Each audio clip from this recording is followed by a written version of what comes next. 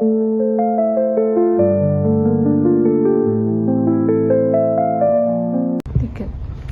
semua, perkenalkan namaku Faizatun Nisa dengan NPM 241201333. Di sini saya akan membuat video untuk tugas mata kuliah kemampuan berbahasa Indonesia, yaitu membuat praktik video kemampuan membaca. Di sini saya akan membaca cerita anak atau dongeng dengan judul Cinderella dan Sepatu Kaca. Dahulu kala, hiduplah keluarga bahagia, terdiri dari sepasang suami istri yang dianugerahi seorang putri cantik jelita. Dia bernama Cinderella. Namun pada suatu waktu, sang ibu terserang penyakit hingga menutup usia. Cinderella dan ayahnya dilanda kesedihan yang mendalam.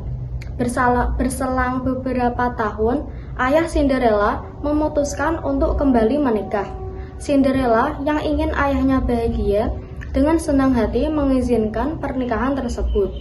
Tidak lama setelahnya, rumah mereka kembali ramai bersama kehadiran ibu tiri dan kedua saudara tirinya yang bernama Anastasia dan Drizella. Namun, tidak disangka-sangka, mereka bertiga ternyata tidak sebaik yang dipikirkan.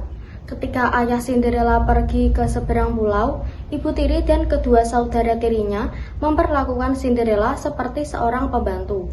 Walaupun begitu, Cinderella tetaplah gadis yang baik hati. Ia patuh terhadap seluruh perintah yang diberikan oleh keluarga barunya tersebut. Sejak ayahnya meninggal dunia, Cinderella hidup di sebuah rumah besar bersama ibu dan dua saudara tirinya. Ibu tiri tidak pernah suka dengan Cinderella. Setiap hari, dia akan memberikan banyak tugas rumah untuk Cinderella kerjakan. Pekerjaan ini termasuk membersihkan rumah dan melayani semua keperluan ibu dan kedua saudara tirinya. Kedua saudara Cinderella tidak pernah mau bekerja membersihkan rumah. Keduanya suka hidup mewah dan selalu meledek penampilan Cinderella yang dianggap jelek. "Lihatlah pakaianmu itu, begitu kotor dan jelek," kata salah satu saudara tirinya. Suatu hari, surat dari raja datang ke rumah Cinderella. Di surat itu diberitahukan bahwa raja akan mengadakan pesta dansa untuk mencari calon istri pangeran. Setiap wanita di negara itu pun harus datang ke pesta. Semua begitu senang menerima kabar ini. Kedua saudara tiri Cinderella tak sabar ingin memamerkan gaun mahalnya untuk menarik perhatian pangeran. Mendengar undangan tersebut, Cinderella juga ingin datang ke pesta dansa. Sayangnya, ibu tiri justru melarangnya datang dan memintanya membersihkan seisi rumah saat pesta dansa itu berlangsung. Cinderella juga diminta untuk menyiapkan semua perlengkapan pesta dua saudara tirinya.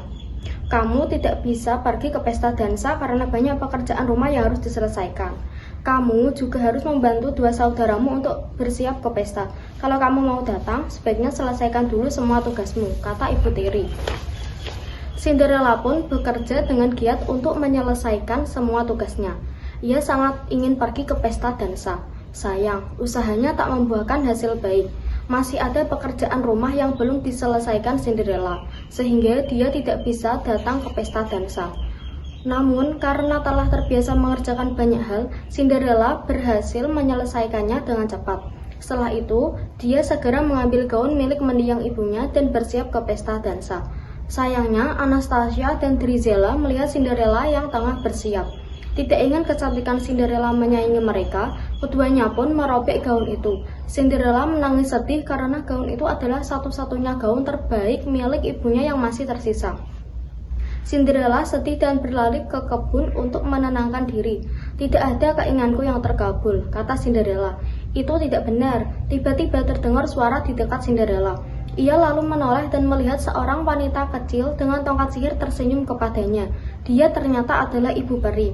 Ibu peri meminta Cinderella untuk percaya pada keajaiban. Ia lalu membantunya untuk bersiap pergi ke pesta dansa.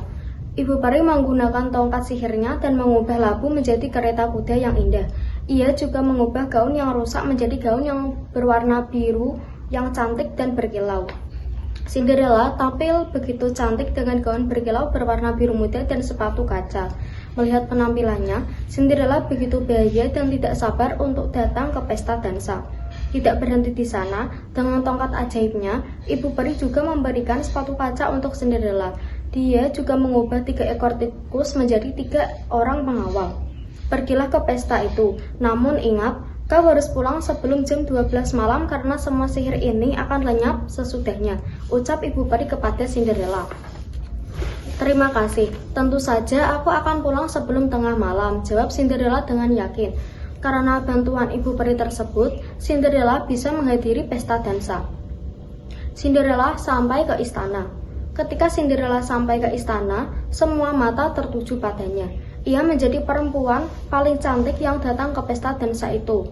Bahkan, ibu tirinya, Anastasia, serta Drizella tidak mengenali Cinderella yang tampil bak putri kerajaan. Semua orang terpana dengan kecantikan Cinderella. Pangeran yang melihat Cinderella pun langsung jatuh cinta kepadanya. Ia lalu mendekati Cinderella yang mengajaknya berdansa, membuat semua perempuan yang hadir cemburu. Sepanjang malam, Cinderella berdansa dan mengobrol dengan pangeran. Tanpa disadari, dia lupa bahwa sebentar lagi tengah malam dan sihir Ibu Peri akan hilang. Cinderella lalu berlari meninggalkan pangeran yang kebingungan. Karena terburu-buru, Cinderella tanpa sengaja meninggalkan salah satu sepatu kacanya. Pangeran yang tak berhasil mengejar hanya bisa mendapatkan sepatu kaca itu dan menyimpannya. Keesokan harinya, Pangeran bertekad untuk mencari Cinderella ke seluruh penjuru negeri.